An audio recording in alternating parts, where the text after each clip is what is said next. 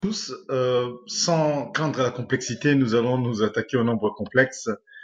Oui, avec assurance. Donc, concernant les nombres complexes, bien simplement savoir que c'est une extension, c'est-à-dire qu'il y a nécessité de passer aux nombres complexes. Dans cette euh, séance, nous n'allons pas tout traiter, hein. On va répondre à quelques points sur les équations. Ça sera vraiment très basé sur les équations et on va ouvrir un petit peu sur la forme trigonométrique. Donc, les notions à découvrir ici, c'est la forme algébrique d'un nombre complexe, le conjugué, les équations du second degré, affixe, module et argument, distributivité, identité remarquable. Sur les nombres complexes, ça va s'appliquer. Et bien avoir ici à l'esprit le nombre de moivres, hein, d'ordre 1 jusqu'à 4. On lira un article dessus, les polynômes cubiques de l'unité, les polynômes cyclotomiques. Donc, ça, c'est l'extrait d'un sujet bac. Vous pouvez voir, hein, on vous donne un nombre complexe. Donc voilà, ici, le but de l'exercice est de déterminer z carré 1 sur z et regarder si c'est aligné. Voilà, donc on va poser que z égale à i, on va regarder, bon, voilà, donner la forme algébrique de z carré de 1 sur z. Et ensuite, donc si c'est i, bah i carré, donc i carré c'est moins 1 sur z c'est 1 sur i. Or 1 sur i c'est quoi? 1 sur i, on multiplie par i en haut et en bas, ça fait moins i. Bah oui, parce que ce sera i sur i carré. Voilà, donc ce sont des manipulations comme ça simples. Donc ici, on va essayer de vivre pleinement ça et on verra comment procéder. Donc on nous propose ici, en, en QCM pour fixer les idées, cette équation-là, hein, 9x carré plus 1 égale à 0. Donc c'est à vous de regarder. Donc voilà. Est-ce que quand je vais calculer le discriminant, qu'est-ce que ça fait rapidement? Donc rapidement, ça fait 9x carré égale à moins 1. Donc a priori, vous allez dire, je peux pas le résoudre. Donc et vous pouvez regarder, du coup, les discriminants sera négatif. Voilà, donc c'est ça qu'on a. Donc c'est la nécessité ici de poser que i carré égale à moins 1. Comme ça, j'aurai 1 sur 9 i carré. Et là, je pourrais le résoudre. Donc nous sommes dans les nombres complexes. Donc plus on va progresser ici, plus il est nécessaire d'introduire un nouvel ensemble, comme on l'a fait dans des résolutions d'équations déjà. Hein. Quand j'avais x plus 3 égale à 0, bah, je dis x égale à moins 3. Voilà, j'avais pas moins 3 au départ, je travaillais dans n, chez les entiers naturels. J'ai eu besoin des relatifs. Et ensuite, j'ai eu besoin des décimaux, j'ai eu besoin des rationnels, j'ai eu besoin des irrationnels. Et jusqu'à ce que je me suis reconstitué donc les réels. Et aujourd'hui, les réels ne suffisent plus. J'ai besoin des nombres complexes. Donc voilà, ici, comment ces types de questions peuvent se traiter rapidement. Hein. Donc à vous de bien répondre les ensembles et les représentations sur les ensembles. Donc sur le vocabulaire et les définitions, euh, bien comprendre ici simplement que qu'il va exister cet ensemble-là, C qui est égal à R plus IR, avec I carré égal à R, pardon, I carré égale à moins 1. Donc l'addition et la multiplication du nombre réel vont se prolonger ici au nombre complexe et les règles de calcul vont demeurer identiques. On a même vu qu'on pouvait faire les identités remarquables avec. Et c'est ici l'ensemble des nombres complexes est tel que I carré égale à moins 1. Donc sur les théorèmes, Z égale à A plus IB, ici Z1 égale à X plus IY, hein. A et B c'est des nombres réels, ou X, Y sont des réels, ça peut se noter comme ça peut se noter comme ça. Vous notez comme vous voulez, donc selon si vous êtes à l'aise sur telle ou telle écriture. Euh, voilà, donc on note aussi que A, ici, c'est la partie réelle de Z. Et B, c'est la partie imaginaire de Z. Voilà, voilà principalement. Question flash, on vous donne trois nombres complexes, à vous de trouver la partie réelle et la partie imaginaire. Voilà, donc A, la partie réelle vaut 2 ici, et B, la partie imaginaire, ici, vaut 3. Attention, A et B, c'est deux nombres réels. On ne met pas de I à ce niveau-là. Donc voilà, soyez très prudents. Et là, vous avez pareil la suite. Vous prenez, bien sûr, y compris le signe devant les quantités. C'est ce qui se trouve là devant vous. Donc, remarque, hein, si Z égale à A plus IB, si B vaut 0, ma quantité complexe est réelle. Si A vaut 0, ma quantité complexe est un imaginaire pur, c'est-à-dire que il n'y a pas de quantité réelle, c'est juste IB. Voilà, opération dans C, d'ensemble des nombres complexes. Mettre sous forme algébrique, Z égale à Z1 moins Z2. On a dit que les règles des calculs se prolongeaient. On va donc faire, on va faire la même, on va respecter cette nomenclature-là. Ici, Z2 vaut ce produit-là et Z3 vaut ça au carré. Les règles du calcul se prolongent, a priori, il n'y a aucun problème. Donc, opération dans C, voilà. Donc, j'ai mes quantités ici. La somme de deux nombres complexes, A plus IB, plus A' plus IB', bah, c'est A plus A' et I facteur de B plus B'. Pareil ici, hein, donc si on veut répondre à l'exercice posé, bah, je vais rassembler les réels entre eux et les imaginaires entre eux. Ici, d'abord distributivité sur les signes, voilà. Et ensuite, je rassemble les réels entre eux et les imaginaires entre eux. Donc, je mets I en facteur et là, j'ai la forme algébrique Z égale à A plus IB avec A valant moins 3 et B valant 4. Question flash. Sur le produit ici, pour répondre à cela, bah, il faut simplement faire le produit par distributivité. Et ici, c'est immédiat, avec après ma distributivité. Je n'oublie pas que I carré vaut moins 1. Voilà. Et donc, ça crée un nombre réel. 21 fois moins 1. 21 I carré, c'est 21 fois moins 1. C'est moins 21. Et ici, je mets I en facteur. Hein, j'ai mes quantités. Voilà. Il n'y a aucun problème. Hein. Donc, je vais essayer de procéder de la même façon ici. Donc là, j'ai Z, donc plus IB, pardon, vous m'excuserez, à ces niveaux-là. Alors, c'est un petit i, voilà, au carré. Je vais appliquer mes identités remarquables et je vais trouver les résultats comme si de rien n'était. Maintenant, sur l'inverse d'un nombre complexe. Si j'ai Z égale à A plus IB, donc 1 sur Z, c'est 1 sur A plus IB, je dois multiplier par la quantité conjuguée en haut et en bas. Donc ici, qu'est-ce que j'aurai? J'aurai donc 1 fois A, donc A plus IB, facteur de A moins IB, la quantité conjuguée que je multiplie en haut et en bas. Donc maintenant, un nombre complexe Z fois la quantité conjuguée Z bar, c'est quoi? Donc Z fois Z bar, c'est A carré plus B carré, partie réelle au carré plus partie imaginaire au carré. Et là, par distributivité, voilà, fois 1, ça demeure, voilà. C'est tout aussi, c'est vraiment simple, quoi. Donc Z4, mettre sous forme algébrique, voilà, prenez votre temps, enfin la quantité conjuguée. Donc si ça vaut ça, le Z bar, ça sera 4 plus, donc c'est le signe devant le I qui change. Hein. Donc pour la quantité conjuguée, je multiplie en haut et en bas. Et voilà, ici ça va me donner 4 carrés plus 1 carré. Pourquoi? Parce que c'est la partie réelle au carré plus la partie imaginaire au carré. En haut, je distribue. Donc quotient, quantité conjuguée, de même, hein, donc Z sur Z', pareil, multiplié par la quantité conjuguée en haut et en bas. Ici, ça va me donner la partie réelle au carré, plus la partie imaginaire au carré. Et en haut, bah, je vais distribuer et trouver mes quantités. Voilà, donc pour mettre ça sous forme algébrique, pareil, quantité conjuguée en haut, en bas. Voilà, partie réelle au carré plus partie imaginaire au carré. Ici, je distribue, je rassemble les i. Voilà, a priori, il n'y a pas de problème. Donc, ici, voilà, je peux avoir z égale à grand Z égale à petit z plus 1 sur petit z moins i. Voilà, je vais remplacer l'expression par x plus y. Les z, partout il y a z, je remplace par x plus y. Ensuite, je rassemble les parties réelles et les parties imaginaires. Voilà. C'est très, on va dire, c'est très, j'ai rassemblé les parties réelles et les parties imaginaires, je multiplie par la quantité conjuguée en haut et en bas. Tout va bien. Voilà.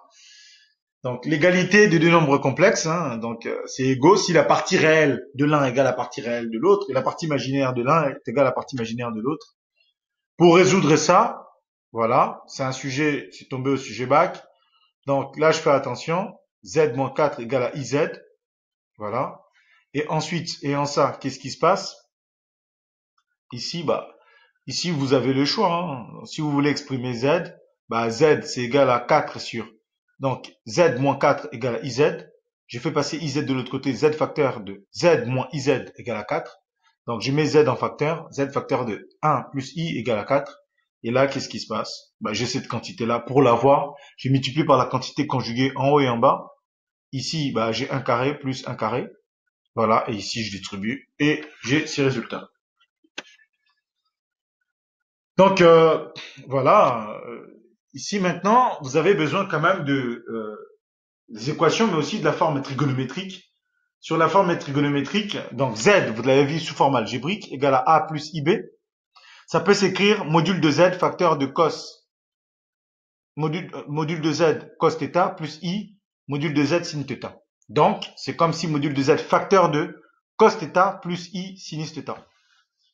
Voilà, donc cos θ, c'est a sur module de z. Autrement dit, c'est la partie réelle sur le module de z. Pareil, sinus θ, c'est b sur module de z, partie imaginaire sur module de z. On peut écrire aussi, cos θ plus i sinus θ, c'est aussi ce qu'on appelle exponentielle de i θ, dans la forme exponentielle. Vous pouvez consulter la littérature à propos. Donc, pour la résolution de ce type d'équation, on calcule delta comme si de rien n'était. Voilà, vous calculez delta. Si delta est négatif, vous remplacez le moins par i carré, vous aurez les résultats, comme habituellement. Voilà, donc vous trouvez moins 12, donc c'est 12 i carré. Et ensuite, bah, vous injectez, et normalement, il n'y aura aucun problème concernant ici vos quantités. Donc là, ça fait, il y a i ici qui doit pas être oublié. Voilà. Et de même, à ce niveau-là, il y a i qu'on ne doit pas oublier ici. Surtout pas l'oublier, ce i-là. Voilà. Donc, pourquoi? Bah, parce que c'est b au carré moins 4ac. Je trouve moins 12. Moins 1 fois 12. Moins 1, c'est i carré. Ensuite, je remplace, donc, moins b. Donc, moins b, moins 2, plus racine de delta. Voilà. Ou moins racine de delta sur 2 fois a de 1, etc. Donc, pareil, je trouve z1. Voilà. Ici. Pour calculer le module, je trouve ça, c'est a plus ib. Donc, a vaut ça, b vaut ça. Module de z, c'est a carré plus b carré. Je calcule. Je trouve le module.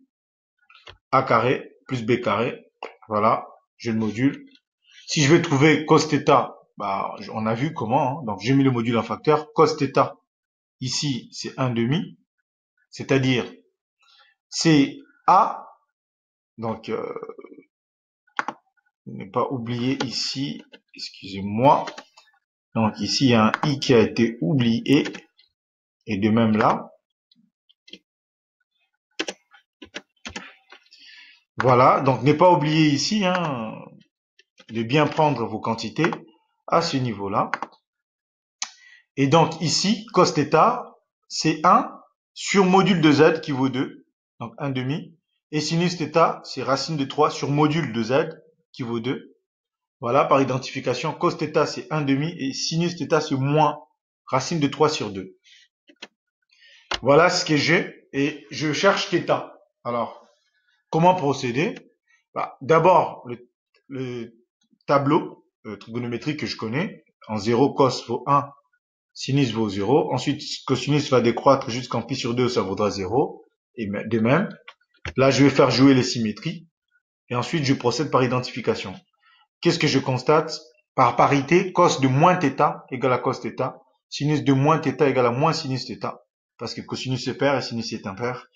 Donc là, si je me réfère à cela, je vois bien où je trouve racine de 3 sur 2. Donc, moins racine de 3 sur 2 et 1 demi. C'était un moins pi sur 3. Voilà. Donc voilà, j'ai trouvé θ. Je peux dire que c'est aussi module de z exponentielle de moins i, de moins pi sur 3i. Voilà. Donc, c'est aussi une autre écriture. De même, si je vais résoudre ça, même principe. Donc, il n'y a pas de quoi. Donc, pour ouvrir un petit peu ici, par rapport à ce que vous avez au bac, donc reprenez bien les choses à ce niveau-là. Ici, vous avez vu ici, donc ici j'ai 1, moins 1. Là j'ai i, moins i, dans le cercle, ici, dans la représentation géométrique. Donc ne vous y trompez pas. Et en termes d'équation, bah, x carré moins 1 égale 0. Les solutions c'est 1 moins 1. X carré plus 1 égale à 0. X carré égale à moins 1. Donc x carré égale à i carré. Ah, c'est là que les solutions, c'est i moins i. Voilà. Donc là, c'est ce qu'on appelle ici l'ordre 4, parce qu'on va manipuler ici des puissances. X carré, x4 moins 1, voilà. Vous le décomposez comme ça en facteur premier parce que c'est x carré moins 1 carré. Identité remarquable. Donc x puissance 4 moins 1 puissance 4. Donc c'est x carré au carré moins 1 carré au carré. Et donc là, identité remarquable, voilà, j'arrive à ces quantités-là. Pourquoi? Parce que j'aurai x carré moins 1, x carré plus 1, x carré moins 1, c'est x moins 1, x plus 1. Voilà, donc, est-ce que ça, je peux le factoriser? Non, je ne peux pas. Donc, ça fait x carré égale à quoi? Égale à moins 1. Pardon, x puissance 4 égale à moins 1, donc x puissance 4 égale à i carré. Et là, voilà, c'est encore à vous de jouer. Regardez bien ce qui se passe ici, les types de solutions que j'ai dans un cas ou dans l'autre. Donc pour ça, j'ai ces solutions-là, pour ça, j'ai ces solutions-là. Voilà, dans les nombres complexes, cette équation-là a bel et bien une solution. N'oubliez pas, il n'y a pas que ces racines-là. Pensez aux racines complexes ici. Et de même pour ça. Voilà, donc tranquillement. Là maintenant, à l'ordre 3, vous avez ici donc l'ordre 3, vous voyez 1, J, J bar. Donc ici, comment le trouver? Le cercle trigonométrique va vachement aider ici parce que j'aurai mon équation ici, je vous le redonne, x carré, x cube moins 1 égale à 0. Donc c'est comme si z cube moins 1 égale à 0. Donc z cube égale à 1. Or 1 c'est exponentiel de i de pi. Voilà.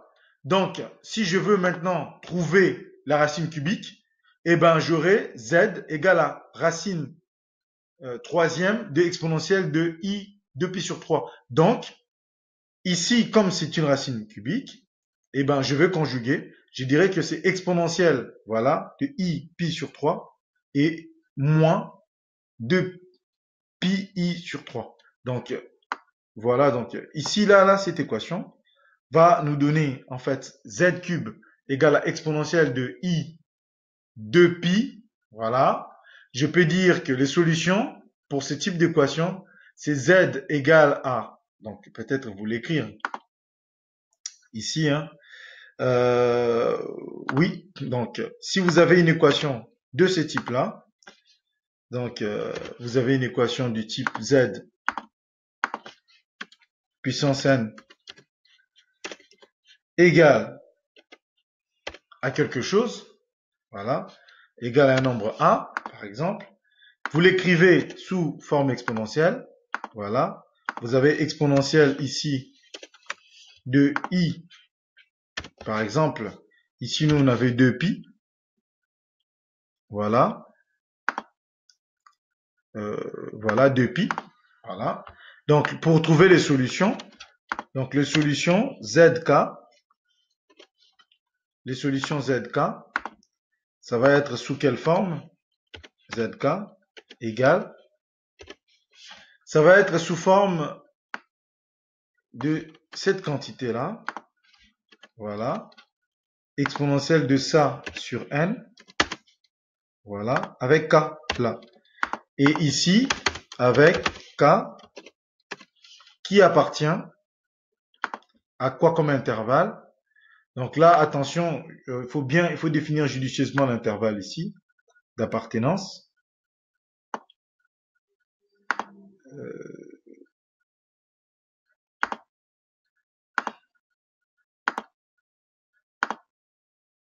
Ouais. Donc l'intervalle ici, c'est de 0 à n-1. Voilà.